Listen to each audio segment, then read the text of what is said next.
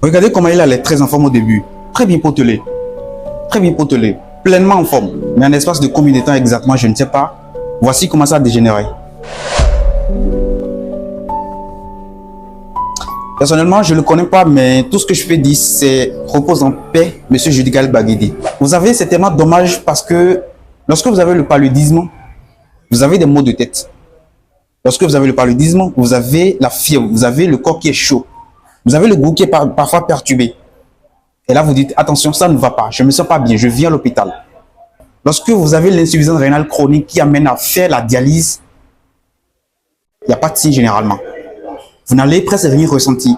Vous vivez votre vie comme cela se doit. Et puis lorsque le diagnostic est fait, généralement, c'est à une phase tellement tardive que c'est la dialyse. Vous n'allez jamais entendre quelqu'un qui a fait une insuffisance rénale, c'est-à-dire les reins sont complètement défaillants. Et cette personne a commencé à faire la dialyse rénale. Et à un moment donné, les reins ont repris leur travail. Jamais vous ne verrez. Le traitement, lorsqu'on commence avec la dialyse, c'est à vie. Généralement, 2 à 3 séances par semaine. Les frais, n'en parlons même plus. À moins qu'à un moment donné, on a trouvé un donateur, quelqu'un qui a accepté de donner un de ses reins et donc on le lui a transplanté. Sinon, c'est à vie. Cependant, il y a de ces petites habitudes, il y a de ces petits comportements que nous avons tous les jours qui nous rapprochent peu à peu de l'insuffisance rénale chronique et ensuite donc la dialyse. Vous avez uriné le matin, tu t'es levé le matin, tu as uriné. Les urines sont complètement jaunes, complètement jaunes. À 10h à 11h, tu as uriné encore, les urines sont également complètement jaunes, bien jaunes. Ça ne te dit rien. Tu ne sais même pas encore que là, il faut que je commence à boire de l'eau. Et tu continues ta journée comme ça. Tu continues comme ça. Que ce soit à cause du boulot, je suis occupé, je suis vraiment débordé, ou bien que ce soit l'école, peu importe la raison. Oui, parfois vous allez entendre, normalement, il faut 2 litres d'eau, il faut 3 litres d'eau, ainsi de suite par jour. Mais faire le calcul, respecter les proportions, ce n'est pas souvent très pratique. Et donc, à chaque fois que vous urinez et que vous constatez que vos urines deviennent de plus en plus jaunes, sachez que la quantité d'eau que vous envoyez dans votre organisme devient de moins en moins importante. Et là, il faut boire de l'eau. Les spécialistes en néphrologie vont vous dire que voilà, vous faites une hypoperfusion rénale qui plus tard vous amène à faire ce qu'on appelle l'insuffisance rénale chronique et donc la dialyse. Parce que vous n'avez pas bu suffisamment d'eau, mieux, vous ne buvez pas suffisamment d'eau. Vous pouvez faire le paludisme, simplement. Le paludisme peut vous amener à développer une insuffisance rénale et plus tard, celle chronique. Oui. Toutes les maladies infectieuses d'ailleurs. Toujours est-il que toutes les fois ou chaque fois que vous buvez constamment de l'eau, ça vous permettra d'éliminer les bactéries, de favoriser, de permettre aux reins de fonctionner comme cela se doit, de faire son mieux pour éliminer les toxines. Et là, il n'y a pas de problème. La deuxième chose que vous devez absolument savoir, c'est la quantité de sel que vous envoyez chaque jour dans votre organisme. Je le dis ici 40 000 fois. Et là, l'un des plus gros pièges que nous avons souvent, ce sont les industriels. C'est pour ça, lorsque vous êtes habitué aux produits transformés, aux produits ultra transformés, vous n'aimez pas manger chez vous.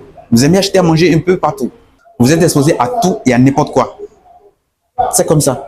Parce que les industriels, qu'est-ce qu'ils font souvent? Déjà, sachez que l'un des conservateurs les plus importants que nous retrouvons le plus souvent dans des produits transformés, ceux ultra transformés, ceux en boîte, etc., c'est le sel. Le sel, c'est un conservateur. Il est très utilisé. Et pour vous duper très rapidement, ils vont vous parler du sodium dans les emballages. Parce qu'on sait que quand on parle de sodium, le milligramme, c'est un peu plus bas. La quantité de sodium dans un aliment, c'est légèrement bas comparativement à la quantité de sel que vous avez dans un aliment. Je vais vous donner un petit exemple. Lorsque vous regardez sur un produit, d'accord, vous achetez un produit, que ce soit une sardine, que ce soit les ketchup, que ce soit peu importe le produit industriel que vous avez acheté, c'est dans un emballage, vous lisez l'étiquette et que vous voyez par exemple 400 mg de sodium, vous faites 400 mg fois 2,5 pour trouver la quantité de sel qu'il y a dans cet aliment. Donc si sur un emballage, vous avez lu 400 mg, sachez que vous avez 2,5 fois plus. Disons 2,5 fois 4, ça vous fait 1000 mg de sel. Autrement dit, vous avez déjà 1 gramme de sel dedans. Et donc, pour ne pas taper à l'œil rapidement, qu'est-ce que les industriels font? Ils vont vous parler de sodium. Le sodium. Et là, bon, l'esprit de sel, ça disparaît. Pour quelqu'un qui n'est pas pré-informé. Le sel. L'Organisation mondiale de la santé a demandé à ce que nous ne dépassions pas chaque jour 5 grammes. Mais malheureusement, c'est vite fait. Ne pas, lorsque vous achetez à manger partout, vous êtes exposé à tout et à n'importe quoi. Quelle bonne dame qui veut vendre pour tous les quartiers, une dame qui doit servir des dizaines de milliers de personnes, vendra à manger pour pas mal de personnes. Vous pensez qu'elle a véritablement le temps de se concentrer lorsqu'elle a acheté par exemple des légumes au marché, de prendre le temps de bien trier, d'enlever tous les détails, les insectes et tout ce qu'il y a avec? Non, Elle va nettoyer un peu, fouiller, enlever bon, ce qui frappe à l'œil, et puis on jette le reste sur le feu. On mange tout et n'importe quoi tant qu'on ne cuisine pas maison. Les bouillons cubes également, c'est du sodium. Les bouillons cubes, c'est du sodium. Et quand on parle du sodium, ça bousille les reins. Toutes les fois que vous consommez du sodium en excès, sachez que vous bousillez progressivement vos reins. Et je le dis, au début, il n'y a pas de signe. Ce n'est qu'à un stade tellement avancé que vous allez commencer à ressentir les premiers signes. Et là, c'est la dialyse. Et ensuite, il y a également l'hypertension artérielle. J'ai déjà fait une vidéo dans laquelle j'ai expliqué comment est-ce que l'hypertension artérielle bousille la vie des dizaines de milliers de personnes à travers le monde. Et parmi les conséquences, j'ai parlé de l'insuffisance rénale chronique. Oui, l'hypertension artérielle, ça bousille les reins. Le diabète également, ça bousille les reins. Quand on parle du diabète, lorsque vous avez l'hypertension artérielle, lorsque vous avez le diabète, non, je vous assure, toutes ces maladies bousillent progressivement vos reins. Et ce n'est pas j'ai le palu, j'ai les maux de tête. Ce n'est pas j'ai le palu, j'ai la fièvre, j'ai des maux de tête, j'ai le goût qui est perturbé, je me sens pas bien, je ressens un mal-être général. Et donc, de ce fait, je me rends à l'hôpital. Non, vous êtes là, vous vivez votre vie comme n'importe quelle autre personne d'ailleurs, et puis les conséquences frappent très fort.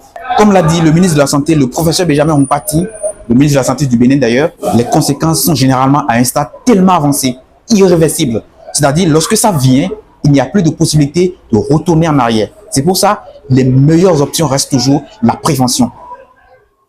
Prenez soin de vous.